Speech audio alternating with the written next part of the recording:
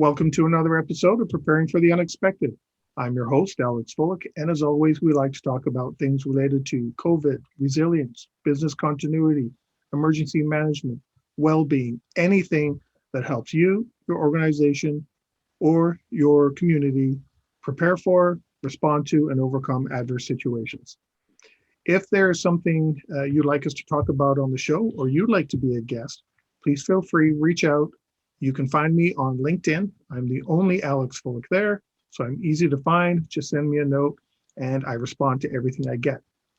A couple of quick announcements. I will be speaking later in the year at a couple of conferences.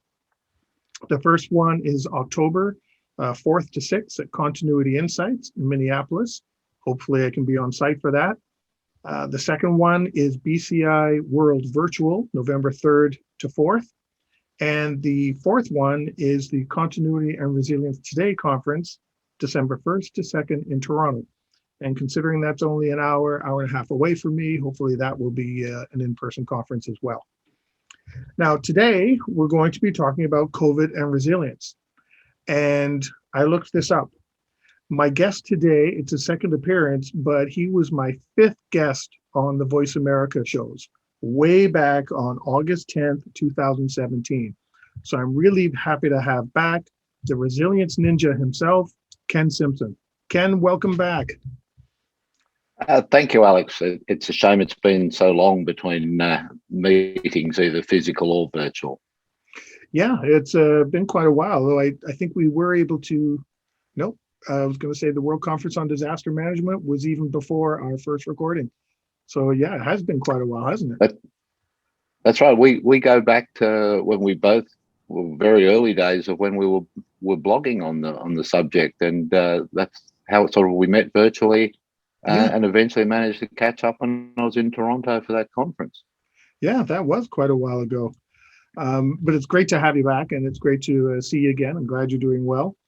Now, just because we as in, the show and everybody, we have people listening and watching around the globe. Can you take a minute or two and tell us a bit about yourself, what you do, and how you got into this resilience business continuity industry? Sure. Now, that's going to go back a very, very long way. I mean, like a lot of people, I guess, I came through the IT space. That's, if you like, has been my primary background. And I inherited one day a disaster recovery program. For those of your audience who are old like me, they'll remember there was a thing called mainframes. And we had these huge data centers with mainframe computers in. So that was, I was the data center manager and inherited a DR, which was a new concept for us. And it sort of built on from there. I ended up leading an internal BC practice that worked as a consultancy to the organization I was with. We came up with an interesting concept where we threw a lot of methodologies in the bin one day and said, we're going to start from scratch. And that was back in the day when your methodology was a mail merge type program that spat out plans. And I've sort of had a bit of a distaste for the concept of plans are everything since then. And then after that was an Australian public service role. And after that, I went out in the consultancy space, did a lot of work all around the world in consulting on BC and crisis management.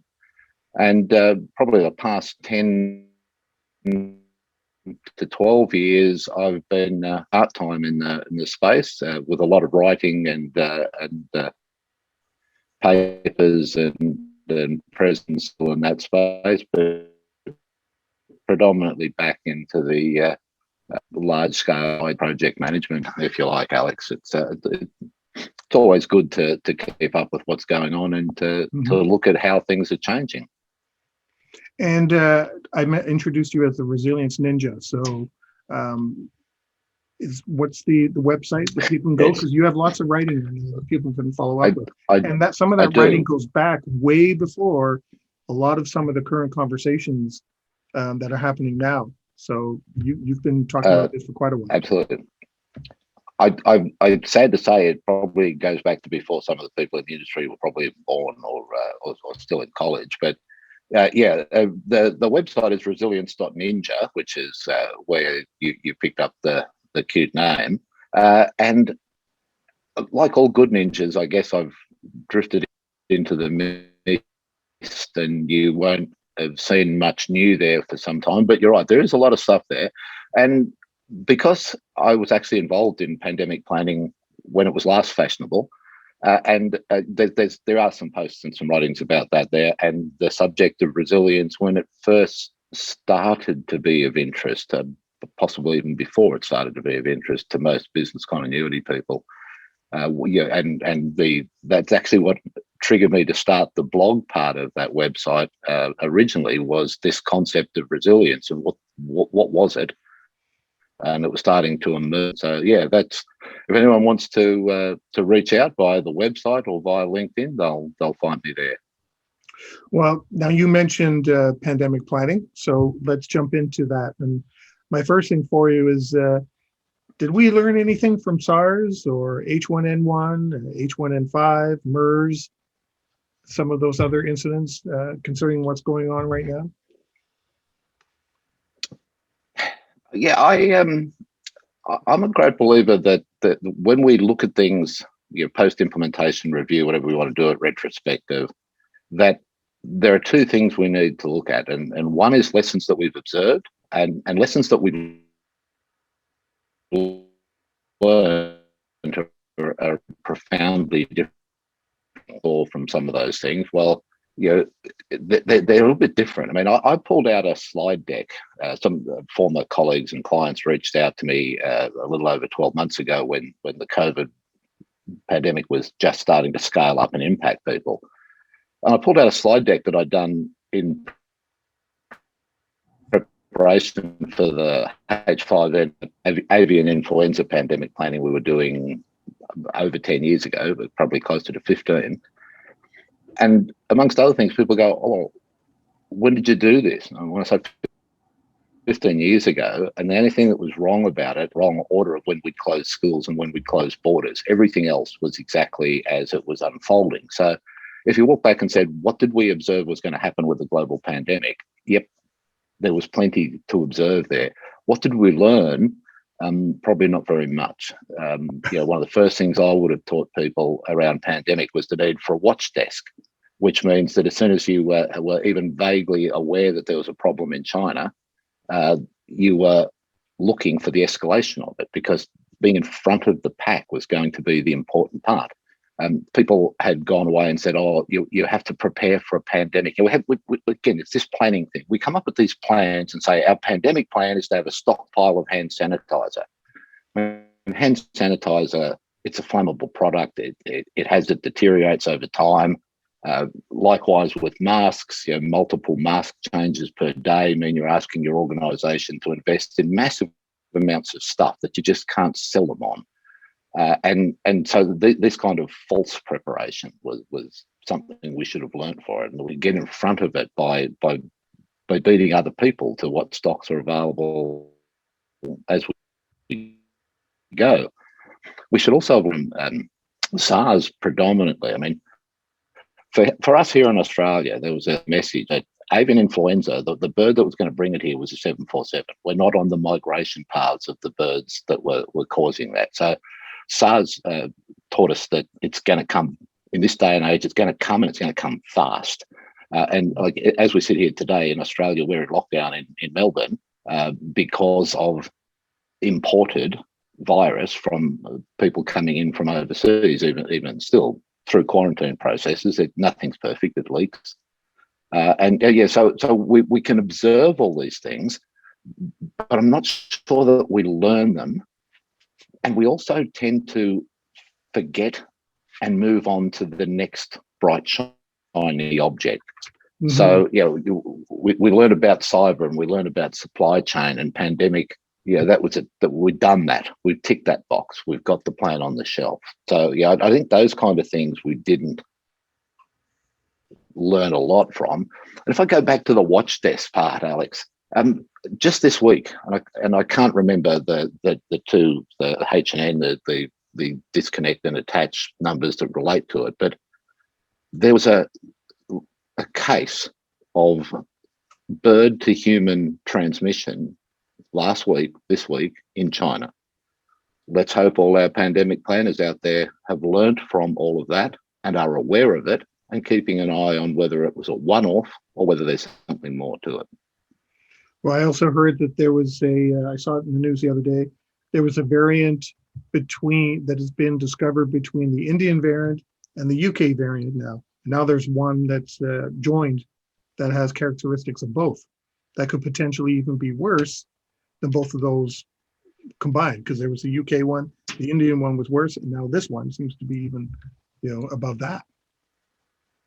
Yep, it's the Indian variant that's causing people the most concern here at the moment. That's the one that's caused the lockdown in Melbourne because it's a faster spreading one.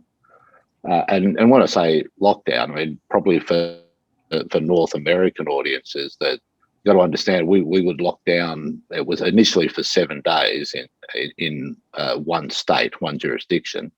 That was probably on the back of 20 cases. That's 20 for those who are dealing with hundreds and thousands of cases.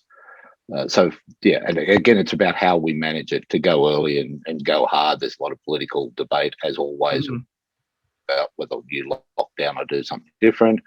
But yeah, but maybe one of the other things we probably needed to learn from the previous thinking on the subject is that responding to a pandemic, while it's a global threat, it's responded individually by each jurisdiction. And it just means that any multinational or anyone with a global reach needs to be focused on how each individual jurisdiction is going to respond and be able to react and adapt differently as different settings emerge around the globe. Now, you mentioned, what should we have learned? You mentioned the watch desk as something maybe we could have learned or implemented. Is there anything else that maybe organizations or communities or even individuals could have learned from those past experiences that maybe we didn't do this time?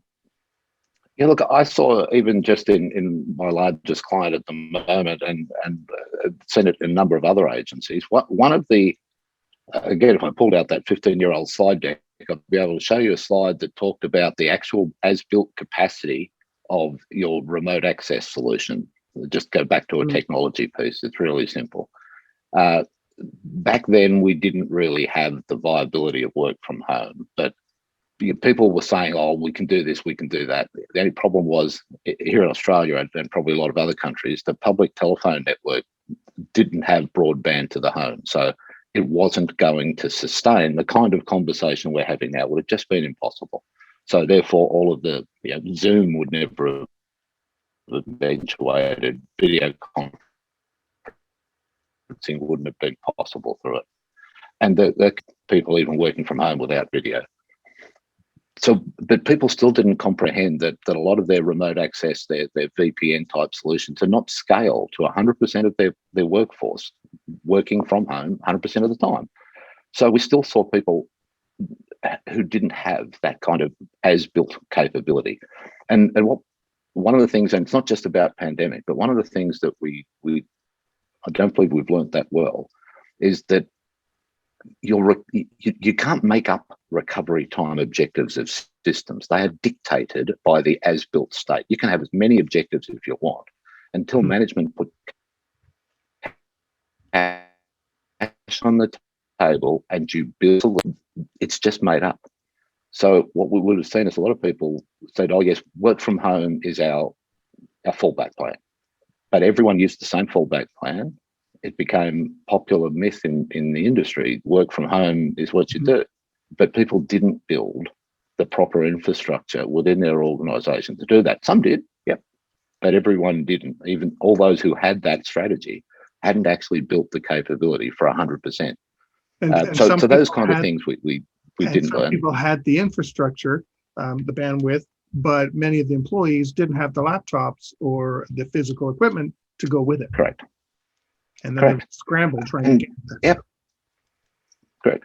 So, you will have, I have for many years worked as a road warrior, working from my laptop wherever I happen to be.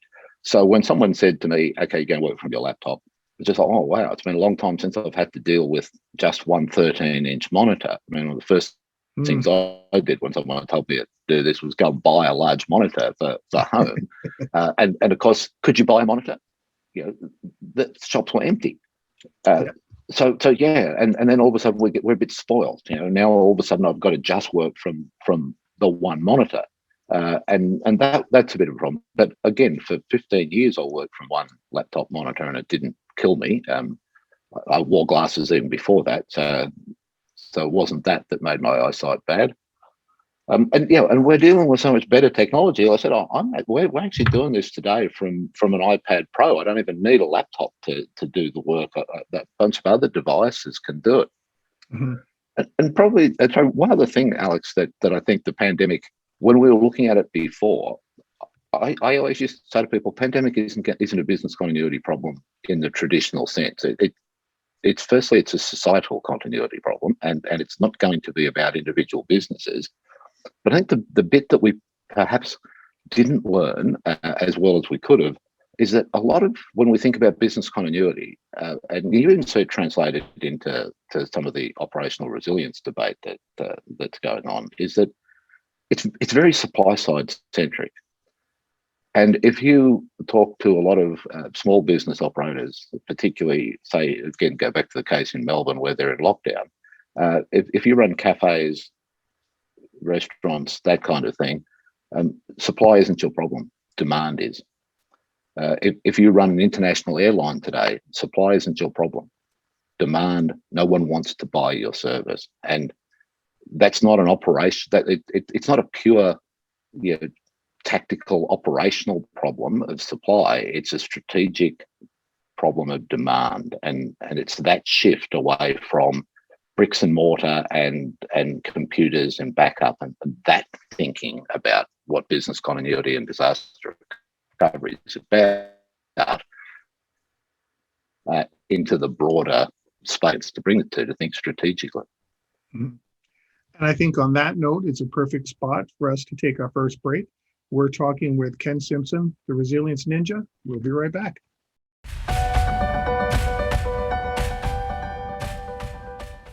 Welcome back. Today we are talking with Ken Simpson, the Resilience Ninja.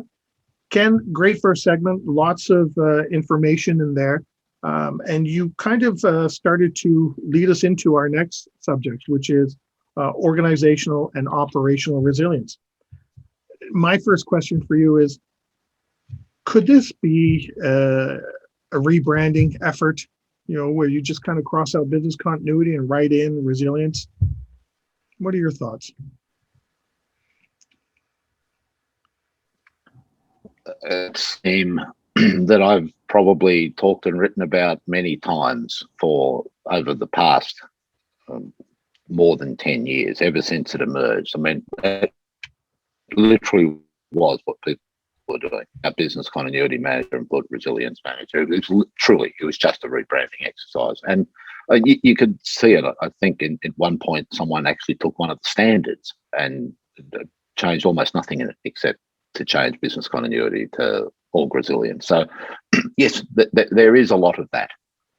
No question. And I think we'd be doing ourselves a disservice if we said that wasn't what people were doing.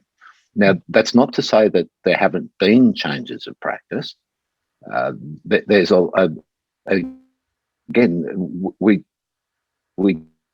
talk, it's the same as we're saying when people did things, others didn't.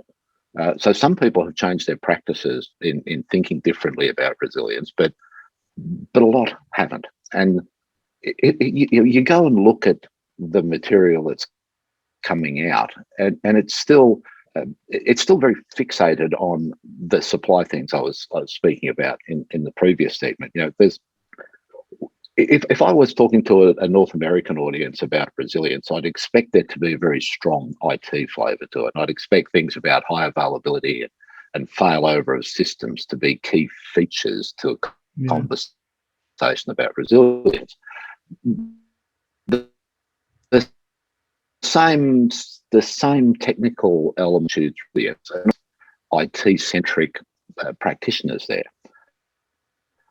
And I mean, I compare it to a lot of that. Where you come to it from, I think determines a lot of how you treat it.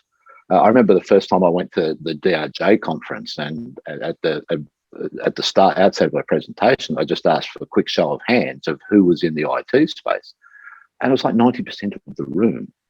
And you don't get that same preponderance of IT people here or in the UK, for argument's sake. So a lot of that is a bit of background to why people come at the concept differently, and also the concept of resilience. The words used in so many different disciplines, from psychology through engineering into what we're talking about in the risk space. So we can't expect that everyone's going to interpret differently when the word comes with different meanings depending on the intellectual background you bring to it.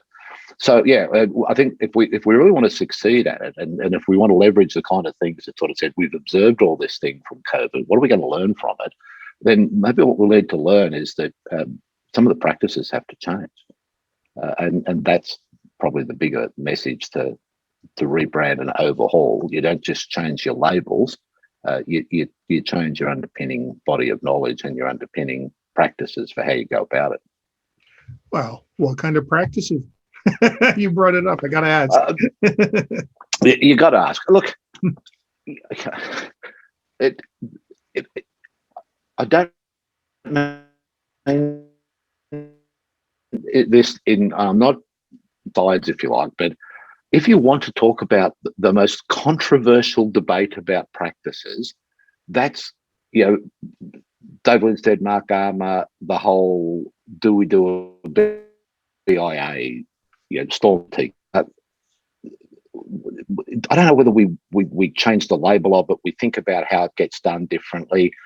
I stopped doing BIA in terms of we send this monolithic questionnaire and take months out to people 15 years ago, right, when it became, it's a remnant of the industrial era where you check the price of producing widgets. I'll give you a real world example of a practice that needed to change. And this is a story that goes back probably 10 years or more now, that a client reached out to me and said, oh, we've got this problem. We need what turned out to be a traditional BIA type job done. I said, sorry, too busy, go talk to X, right? A couple of months later, I'd come back from the other job. They rang me up to come in. They said, we've got this problem. You went and got this BIA done. You should have that. I said, where is it? And the guy said, it's in my bottom drawer and I will not take it out because it's embarrassing. I can't go to my business and say, if this particular box fell over, we'd lose $200 million, because it's not true. But that was the result of that industrial era process that said you do this, that, and the other. You ask this set of questions, you crunch that set of numbers. So I went and did it again. And these people were civil engineers. We said, and the problem was that they bid for work, and the BIA assumed that they won every contract they bid for, which they don't. Not only that, in Australia, there's a very small market. And no government is going to displace the market that much by penalising one of the biggest players. So when we actually went and researched a bit further, we said if they missed a deadline to submit a tender, they would more than likely get an extension of the deadline provided for everybody. Now, that again changed the rules about how you do the BIA. So it's that adapting practice to how the world is changing. We're not in an industrial era anymore. We have a bunch of work that we get excited about cyber security and cyber. We even have cyber resilience now. It's another label. To understand that digital disruption, that change, which has been escalated, accelerated as a result of COVID, that there will be significantly different changes to the way that we're going digital. That's going to change the way we have to think about our practices because the underlying businesses are changing profoundly. So what is the individual practice we need to change in each case? It could be that we chop and change. We need to adapt. and that's some of the value of taking agile practices, which I've been promoting for some time for BC.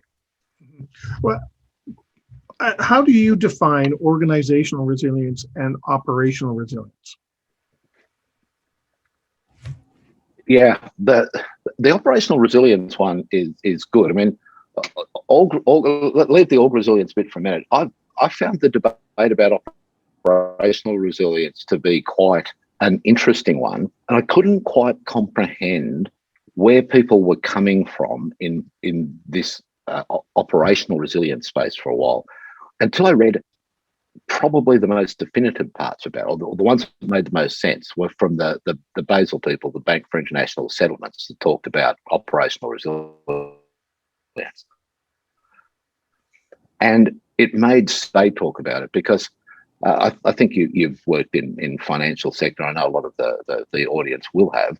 The concept of operational risk versus market risk, credit risk, all the other different risk domains is very clearly articulated in the financial service sector. So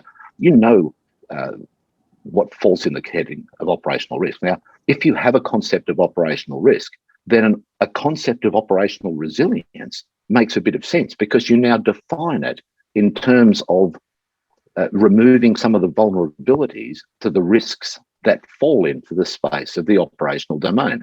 Again, if I use my analogy, the supply and demand breakdown I used before, now you go and do operational resilience, you're very focused. You are focused on some of those supply and your ability to operate and run the service. You are no longer accountable if the demand falls away, because that's not necessarily an operational risk problem.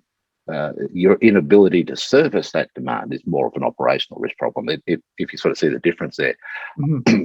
and I suspect the reason we've gone to operational resilience as a labeling is because the org resilience, if an organization is truly resilient, then it can deal with the Kodak problem. It can deal with your market disappearing. It can deal with the need to shift into different markets. It perhaps can deal with emerging and novel threats like COVID without huge disruptions. Mm-hmm. So and also when I write about resilience, it rarely has a capital R. So I personally don't use those labels enormously, and I find the definitional stuff to be what ultimately kills us, because the only reason we're doing a definition is so we can sell a standard, a piece of training, a certification. We're just converting it into a product and a commodity. That's true. And the way I see it, with no true definition of resilience that everybody agrees on, people are going to be doing different things anyway. They're going to establish different protocols or processes in place, and someone's going to say you're not resilient.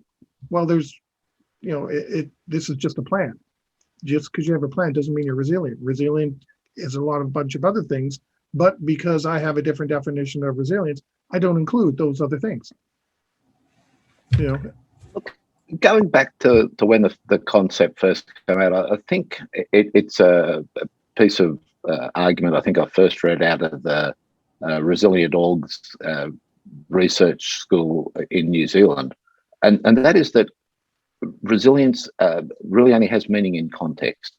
So the fact that you have one meaning for it and I have a different one is actually to be expected. We're operating in different contexts. Again, I'm sitting here in Australia, in Canberra.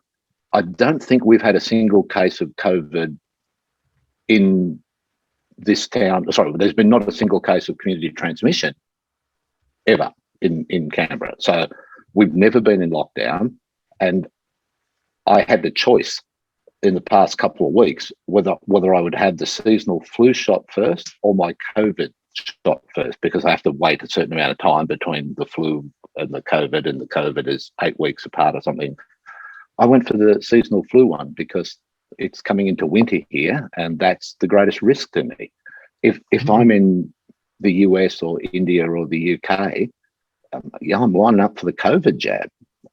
So why would we think we all have to have the same definition of everything down to the nth degree. Mm-hmm. And just this week, I saw an argument on LinkedIn about someone selling certifications on one of the new resilience standards. Now, they do offer definitional stuff, but they went from taking a tick the box type standard from the business continuity space and then made them, which are certifiable ones, and you can be certified against them, and then converted them as we've evolved those resilience standards into principle-based ones, and they're not certifiable. And this was the debate, that we've taken principle-based standards and now we want to issue certifications for people against them. And we're looking for stuff that shouldn't be there. Mm-hmm. Well, you mentioned checkbox and methodology and compliance type stuff just a moment ago. So could this organizational resilience and operational resilience be just another compliance checkbox methodology, just rebranded differently? Because you mentioned all the tick boxes and things like that. Yeah, yeah, I think so. I mean, but again, it's human nature. So the old story: no one ever got fired for buying IBM until IBM is not the flavor of the month anymore. Mm-hmm. People will buy an international standard, and people will conform to it because it is evidence. People are looking for evidence-based stuff. So here is an internationally accepted way of going about it. Great. Bearing in mind that all best practices are in actual fact past practices because of the process you have to go through to get them there. They're not going to help you deal necessarily with novel and emerging threats, right? Mm-hmm. So it will go into that. And a lot of people only need that. And again, if I go back to my operational risk versus operational resilience space in the financial sector, there would be a very valid place for well-established practice to be tick box thinking. And a lot of that is very standardized stuff. It's an understood process, cause and effect input. But also in those sectors, they'll have complicated and complex processes and domains they need to work in, and those are not the right approaches. So again, it's looking at the context we're talking, the kind of system and organizations we're working with, and applying the right set of practices. Everything we're doing in the COVID space, while there were elements of it, the social distance, the hand sanitizer, the face masks, they were all known as simple metrics 15 years ago.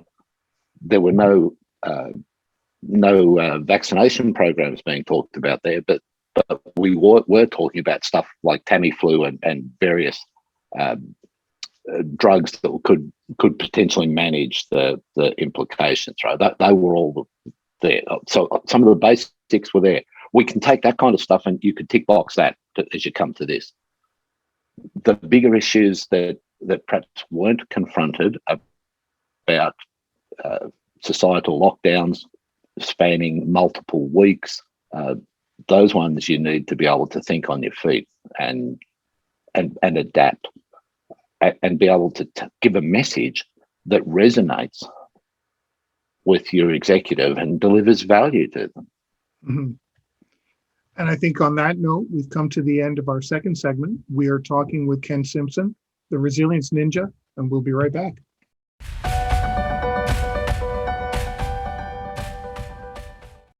Welcome back. Today we are talking with Ken Simpson, the Resilience Ninja. Ken, I got a good question for you. Is the business continuity profession at a crossroads? The article that James wrote and was on your show a little while back, it's interesting, isn't it? His point is that we've got this pandemic and a lot of business continuity people being let go, and I would have thought that's an interesting crossroads for us, isn't it? Mm-hmm. People get let go because I used the comment before. It's about the value that it is being delivered, and we don't determine our own value. Value is always in the eye of the beholder. So you've got organizations that are having to reduce operating costs at the moment because their market has disappeared. And they're going to look at stuff and say, what is a corporate overhead that I don't need at the moment? And business continuity is almost always viewed as a corporate overhead. And part of that problem is the way in which we sell and market ourselves and our practice, that it doesn't deliver, in the eyes of a lot of executives, value. And people just have to honestly go and ask themselves. I mean, we spoke earlier about, we did all this prep for avian influenza, and then swine flu came along. And I know of heaps of organisations that just junked a lot of their avian prep because it wasn't transferable, and sidelined their business continuity people, and corporate executives ran it. This is one of the arguments I've had with people over the years. Top executives are not going to hand over control of the organisation to middle and bottom level executives just because they're at risk. They're probably going to run a bit closer to running things themselves. So, we've set up false command structures. We've set up false values. I didn't see a lot of people running into this big business continuity operating mode when COVID hit. They had people work from home and managed it through line management. And it's those kind of value shifts that I think people need to look at. And the big crossroads here will be what comes next. What are we going to do next to reinstate those jobs, to create that value, and to make a practice that people want to buy going forward. Well, do you have any suggestions on how we can do that? Because it is rather interesting, because I've known quite a few people who lost their contracts or lost their full-time employment because of COVID, and they were a part of some sort of pandemic-ish style of planning at some point, but yet they were still let go. So what kind of things could they have done differently to display that value? Any suggestions? Some may work for some people and some may not, but what suggestions do you have? Well, it's interesting, isn't it? If the business doesn't continue, then that's a failure of business continuity. And for us as practitioners, when our employment ceases, that means we didn't have a particularly good business continuity plan. Now, if again business continuity is just about supply side things, then all we need to worry about as practitioners is our ability to supply same old business continuity. If our problem is changing the value proposition, then that's actually gets down to the conversation about what practices need to adapt and how do we do things differently. And I've written at different times about the concept of coaching as pivotal. I mean, we business continuity people, and whether we label it BC, whether we're under a resilience phase, the labeling doesn't much matter. Rarely going to be in a position that involves organisational authority. They're not going to be in a position to direct activity. They're going to be in a position to attempt to be an influencer, and they're trying to sell behavioural change. That requires coaching models, not directing models. And if you walk in with a standard and says, I hold in my hand a piece of paper that says you must do this, you're out the door. That's not a coaching behaviour. And no one cares at the moment that you hold a piece of paper telling you must do this, unless that's a health authority statement saying you have to do it, and then they will do it. Right. So it's it goes back to this concept of value. If you start to work in the agile space, value is central. It's the first thing. You need to work out what value is, and you have to deliver value. And that's going to involve a conversation with the business leadership that you're working to serve to find out what they value. When I had when my work was international practice around crisis and business continuity management, we would go to executives and say, simple one, what keeps you awake at night? And whatever it was, that's what we went and looked at. I don't care what it is. I don't care whether it fits to someone else's view of what business continuity should be. That was value to that person. And once they see that value, they may buy into other things, right? So, so it's that kind of stuff. And the second part is it's not about who owns it. It's got to be a collaborative process. And so we're in a space of competing bodies of knowledge, right? Everyone wants to have their discipline, be it risk, resilience, business continuity, emergency management, information security. Everyone wants to own the space. They just need to learn how to collaborate in the space. And if you're in financial services and you haven't run an executive level simulation exercise around a liquidity risk, I believe you haven't addressed the real risks to the business. So more financial services go out of business from liquidity than from a computer going down, would be my guess. Yeah. So where do you see personal resilience coming in to this? We talked about organization, we talked about operational. How important is personal resilience, and how should we deal with that? Yeah, it's probably, look, in all seriousness, we talked about the headline article of people being let go. That cuts to the heart of personal resilience, be it as practitioners in this space or anyone else. The pandemic is hurting people in that space, and that's really what brings it back to all of us. If you look at the layering of those concepts of resilience, that if you take it out of the organisational space, people will talk about, in the emergency management space, about resilient communities, and they're built on the back of making people resilient. And with them, it comes back to that. If we as practitioners aren't able to cope with resilient practices and be in our own work, then I'm not sure how we think we can lead other people into that space. We're uncertain and unsure in our own approaches, that we have to go and use other people's standardized approaches, and we can't bring them and adapt them because we don't understand either the industry sector we're in or the explicit needs of our own business, and we're not confident enough to do that. So a lot of it is about the self-development and the learning of our own practitioners. And in a lot of cases now, we need to be getting skills outside our space. I mean, I've written a lot over the years about how important it is that BC people develop marketing skills, marketing and sales, but marketing, that you've got those things ready for when the window of opportunity presents itself. You market yourself.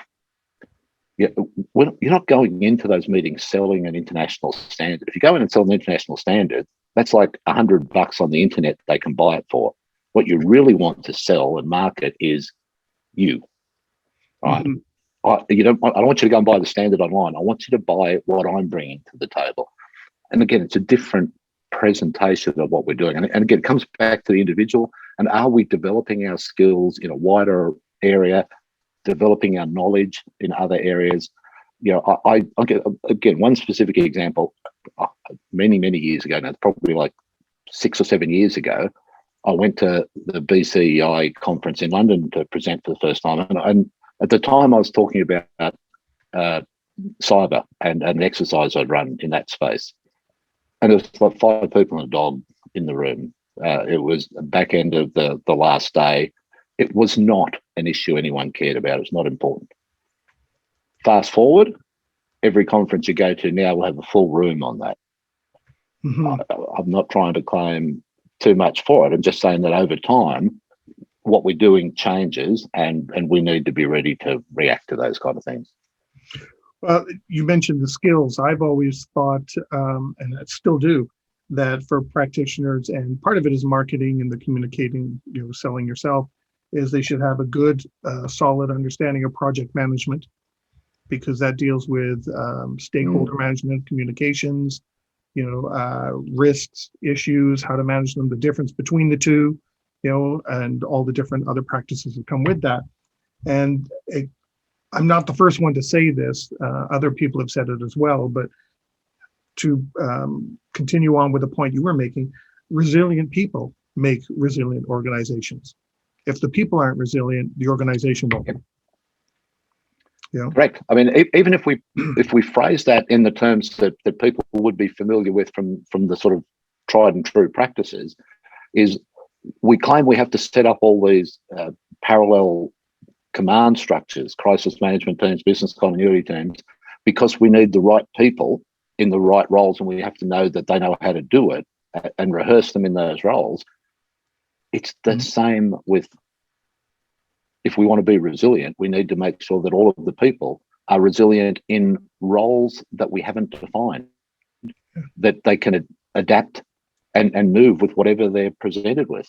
And again, for me, that we can change a simple practice, which is, instead of exercising a server failure, exercise emerging and novel threats. Mm-hmm. That stuff they have no plan for. They have to adapt. Yep. So we're coming to the end of today's show. We've only got a couple of minutes left. Do you have any final thoughts on resilience, whether it be personal, organization, or operational, or just resilience in general? Oh, look, a lot of thoughts. I mean, some of it come down to practice what we preach. I mean, if we're preaching resilience and that it's this adaptive, flexible thing, then why are we still doing stuff that was defined 30 years ago? We could start to do that, and it's going to keep morphing and changing, because the change from labeling a BC to labeling resilience was very much top level executive driven when they became more interested in it. Some of the research that showed people wanted to explore this concept of resilience, which is about not having anticipated what the problem is it's going to hit you, and being able to deal with it. So yeah, I think it's going to keep morphing, and our obsession with definitions will probably hold us back to some extent. And definitions, before you even get agreement on it, takes years anyway. And by then, in the background, things are still changing. Correct. So it seems, and it's moved on. We could be behind the ball for quite a few years yet, if we're going in that direction where we're all supposed to be, on the same page with the same definition and a single standard and those kind of things that keep coming out all the time. So it'll be interesting. We live in interesting times, Alex. Oh, we do. That's for sure. COVID, hopefully by the end of this year. No, I'm not even going to say it because I'll jinx myself. I was going to say hopefully back to some sort of semblance of a new way of life that we can all move forward. But, anything happens, these new variants, like I mentioned before, keep coming up, and it just slows us down or moves us in a completely different direction. So, who knows what's going to happen. Yeah. So interesting times, is putting it mildly. Ken, thank you very much for your time and your knowledge today. I really appreciate having you back on the show. As I said, it's been August 10th was the last time, 2017 was the last time you and I touched base. So I'm really glad that you were able to come back and give us some more updated insights and into your resilience mindset. And I think everyone should check out resilience.ninja. Check out, there's lots of good stuff. And like I said before, a lot of the stuff Ken wrote about that you might be hearing about now, he wrote about years ago, right? So Ken was kind of a little bit ahead of the curve. So, I hope everyone took some notes while listening to this one. So Ken, thank you very much for your time. I really appreciate it. My pleasure, sir. And to everybody watching and listening, stay prepared, everybody. If you liked that video, thumbs up. If you didn't like that video, thumbs down. But leave a message and let me know what your thoughts are. If you'd like to be a guest on the show to talk about something related to business continuity, disaster management, COVID, personal well-being, anything that's relatable to those subjects, you can reach me through my LinkedIn profile, which is in the video description. And of course, don't forget to subscribe. In the meantime, stay prepared, everybody.